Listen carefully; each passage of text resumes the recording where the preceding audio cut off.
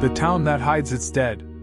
The road into Ashburn Hollow was long, empty, and so narrow it felt like the trees themselves wanted me gone. The branches leaned in close, their tips scraping the roof of my car like fingernails.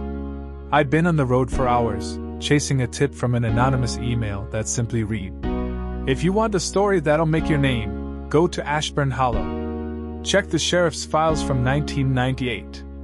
Ask about the Hollow 7. But don't let them know who sent you." I was 34, host of a small true crime podcast called Unmarked Graves, and just desperate enough for new content to drive 6 hours into nowhere on a whisper. The town appeared suddenly, a crooked line of storefronts, a diner, a gas station, and a courthouse with a cracked clock that hadn't worked since the Clinton administration. The sign at the entrance read, "Welcome to Ashburn Hollow, a quiet place to live." The paint peeled away at the word quiet. My first stop was the Hollow Diner, the kind of place that hadn't updated its menu since the 80s. The waitress, a redhead in her 20s with a faded name tag that read Cassie, froze when I told her I was a journalist. She glanced toward the sheriff's office across the street before asking if I wanted coffee. I said yes. She poured it, but her hands were shaking. When I asked about the Hollow 7, her face went pale. She leaned in close and whispered, "You shouldn't say that name here. Not out loud." Before I could press further, a man in a brown deputy's uniform walked in. His badge gleamed under the neon sign. Everyone went silent. Cassie straightened up, forced a smile, and said loudly, "More coffee, Deputy Marks?" He didn't answer. Just stared at me. That stare told me enough. I'd already been noticed. The motel was only 2 blocks away, a turquoise eyesore called the Ashburn Inn. The manager was an older man with one cloudy eye who didn't ask for my name, only cash. Room 12. Of course. Always room 12. Inside, the wallpaper curled at the corners, the air smelled like mildew, and the carpet squished faintly when I walked. Still, I set up my recorder and laptop. Years of doing this had trained me to document everything. Around 10:30 p.m., the first sign of trouble came, footsteps outside. Slow. Deliberate. They stopped right outside my door. I froze, holding my breath. A knock. Then silence. I waited 30 seconds, peered through the peephole. Nothing. Just the glow of the hallway light, and the sound of a TV somewhere down the hall. I told myself I was being paranoid. Small towns make outsiders nervous. But as I turned off the lamp, I caught something odd, a faint smear on the inside of the window. A handprint. On the inside. Morning light didn't make the place feel safer. I went back to the diner hoping Cassie might talk again, but she wasn't there. A different waitress, older, said Cassie had called in sick. When I asked for directions to the town library, she hesitated, then said quietly, "Try the church instead. That's where the old records are now. Library burned down in '98. The year from the email. The church stood on a hill overlooking the whole town, its white paint blistered by time. Inside, I found Father Graham, a man with sharp eyes and a voice that carried authority. When I told him I was researching the town's history, he smiled politely. Too politely. "The past," he said, "is a dangerous thing to disturb here." He showed me a small stack of old newspaper clippings kept in a filing cabinet. Most were mundane, harvest festivals, church events, until I found a folded front page from the Ashburn Herald, dated October 12, 1998. The headline read, "7 local youths missing after flood, search called off." No follow-up article. No photos. No explanation. I asked if there were any police reports, but Father Graham closed the drawer and said, "The sheriff keeps all that. You'll have to ask him yourself." And then, after a pause, "But I wouldn't." When I left, he locked the doors behind me, from the inside. That night, I decided to record a short segment from my podcast in case something happened. My voice trembled slightly on the mic as I spoke. October 23rd, Ashburn Hollow. The entire town seems built on silence. Everyone knows something, but nobody will say it. The question isn't what happened to the Hollow 7. It's who made sure no one ever talked about them again. Then static. A hiss cut through my headphones. At first, I thought it was interference. But beneath the static, I heard a whisper, faint, childlike. "We're still here." I ripped off the headphones, hard hammering. The recorder was still rolling. The voice wasn't on playback. It was coming from the vent above the bed. I climbed onto the nightstand, flashlight in hand, and pointed it into the vent. The beam hit something, cloth. Blue. Like denim. And then, skin. A pale hand pressed against the grate from inside. I stumbled backward, knocking over the lamp. The light flickered, and in that split second before it went dark, I saw letters scratched into the paint above the vent. Room 12, 1998.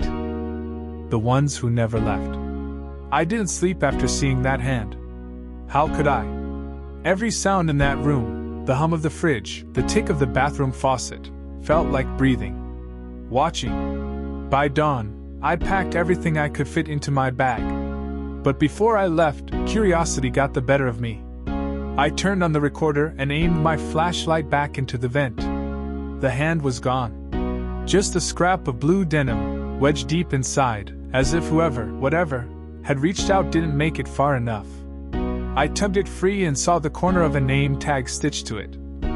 H. Talbot. That name sounded familiar.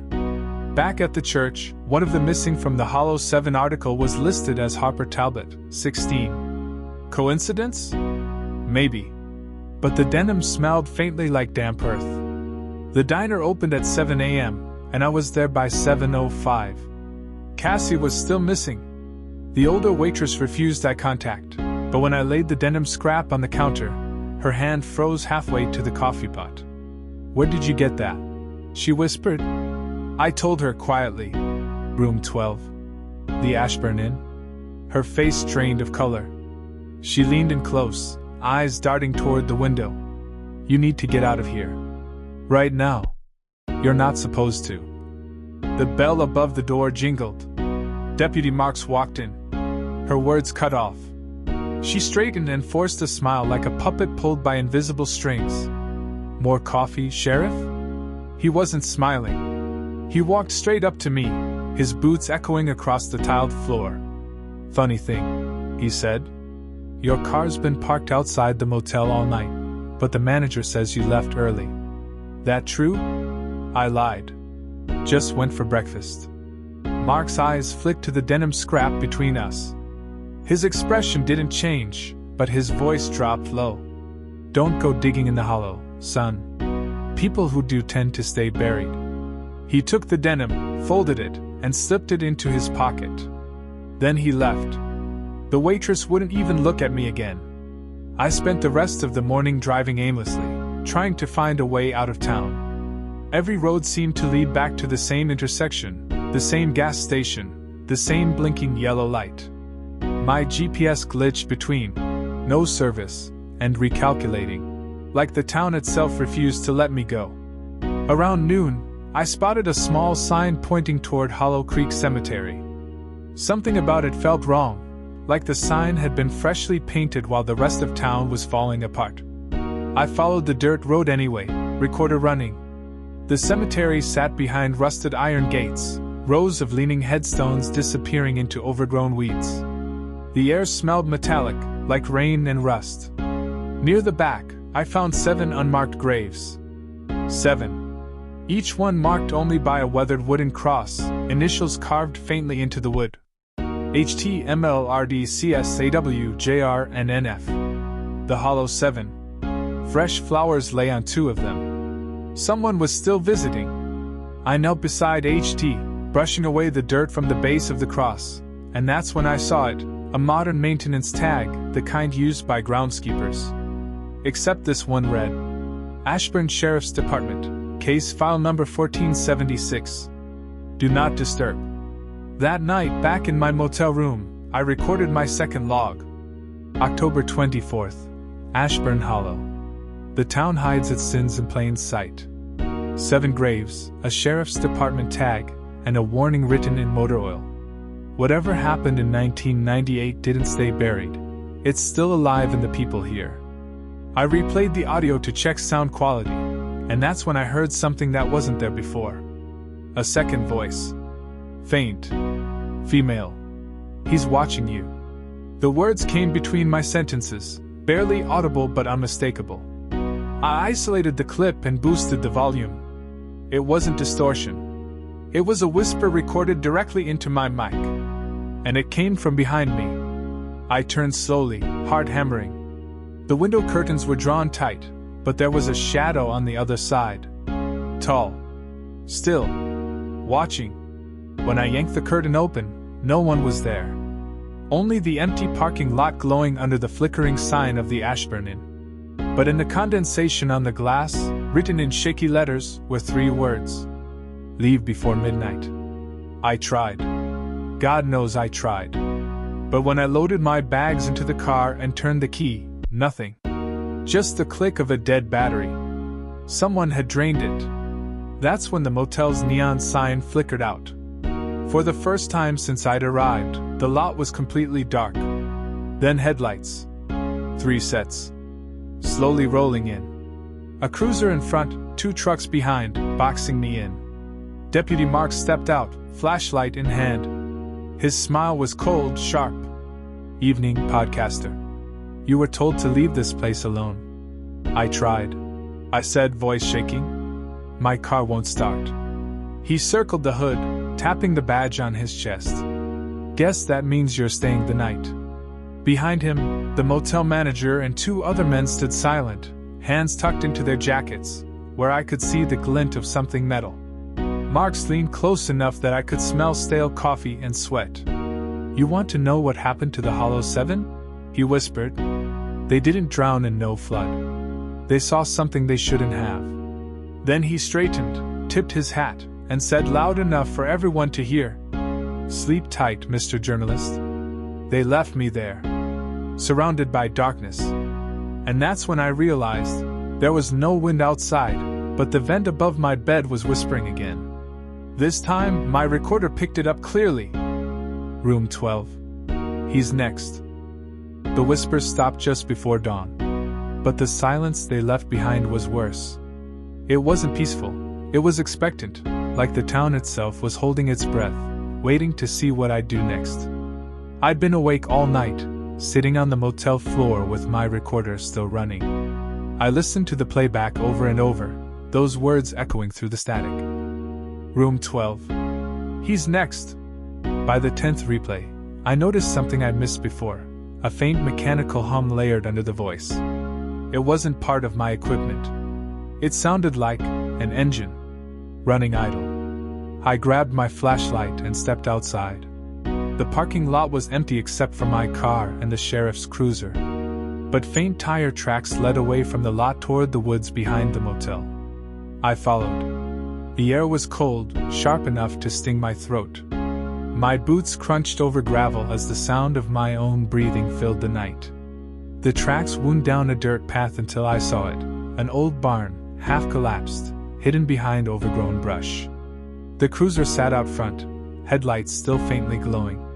Inside, the smell hit me first, wet earth, motor oil, and something else, something metallic. My flashlight beam swept across rows of wooden crosses propped against the wall.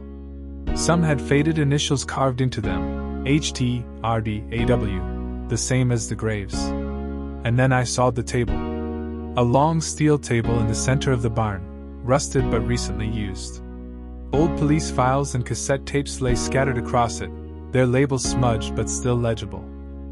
Hollow case, 1998/witness interrogation. Subject Harper Talbot, do not copy. Room 12, audio log. My fingers trembled as I pushed a cassette into the dusty player sitting nearby and hit play. The tape crackled to life, the sound of a young boy crying. Then a voice, calm, official, emotionless. Tell us what you saw, Harper. It came from the creek, the boy said. We thought it was an animal, but it was standing. It had eyes. You're confused.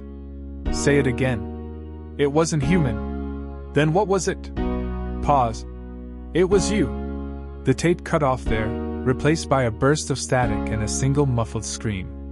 I stumbled back, bow rising in my throat. I grabbed one of the files, flipping it open. Inside was a police photo, Harper Talbot, 16. The same face I'd seen sketched in old newspaper clippings. But in this photo, his eyes were swollen shut, his wrists bruised. The timestamp at the bottom read October 14, 1998, 2:47 a.m. 2 days after the flood that supposedly killed them. The sheriff hadn't lost 7 kids. He'd buried 7 witnesses. I'd barely made it out before I heard tires crunching outside. Headlights swept across the barn wall. Deputy Marks? I killed my flashlight and hid behind the table as the barn door creaked open. His boots echoed on the floorboards. He was humming, the same low, tuneless hum I'd heard on the recording. He stopped at the table, picked up the cassette I'd played, and sighed. Guess curiosity finally got you, huh? I didn't move. Not a sound. He walked to the corner, dragging something heavy, a gas can. Then another. He started pouring. That's the thing about outsiders, he muttered. Always poking around where they don't belong. The gasoline smell hit me hard. I knew what he was about to do. When he flicked the lighter, I ran. I hit the tree line just as the barn erupted behind me, fire snapping through dry wood like breaking glass. The heat shoved me forward, my jacket catching sparks as I stumbled toward the road. Headlights cut through the smoke, not the cruiser this time. A pickup truck. The driver's side door opened, and I saw her, Cassie, the waitress. Get in! She shouted. I didn't think. I dove inside, coughing, my lungs raw from the smoke. She hit the gas before I even closed the door. They'll follow us, she said. They always do. I asked. Why? What are they hiding? Cassie's knuckles were white on the steering wheel. They weren't hiding it, she said softly. They were feeding it. Feeding what? She looked at me then, and for the first time I saw it. The terror in her eyes wasn't for herself. The hollow doesn't keep people quiet out of fear. It keeps them quiet out of obedience. Something lives under that creek. And every generation, the sheriff makes an offering. She turned the truck toward the forest road, driving faster, branches slapping the windshield. When those kids found it, she continued, they wanted to tell the world. He couldn't let that happen. So he drowned them where it sleeps. Lightning flashed overhead, illuminating the sign at the county line, now leaving Ashburn Hollow. But just as we crossed it, the truck's engine sputtered and died. Cassie's eyes widened. No, not here. From behind us came the low rumble of engines, multiple vehicles, headlights growing larger, closing in. She fumbled with the keys. It won't start. Then the radio turned on by itself. A voice crackled through the static, calm, cold, familiar. Sheriff Marks. Some dirt's better left buried. Cassie screamed as the headlights surrounded us. I grabbed my recorder, hit record, and whispered into it. October 25th. If anyone finds this, don't come here. The hollow isn't a town. It's a grave that learned to breathe. The next moment was chaos, metal crunching, glass shattering, lights swallowing everything. They found the truck 3 weeks later, overturned in a ravine just beyond the county line. The fire had burned hot enough to melt the recorder casing, but the SD card survived. That recording was uploaded anonymously 6 months later to a podcast hosting site under the title, The Town That Never Lets Go. The uploader's identity? Unknown. But the metadata lists the file's origin as Ashburn Hollow Sheriff's Department, Room 12.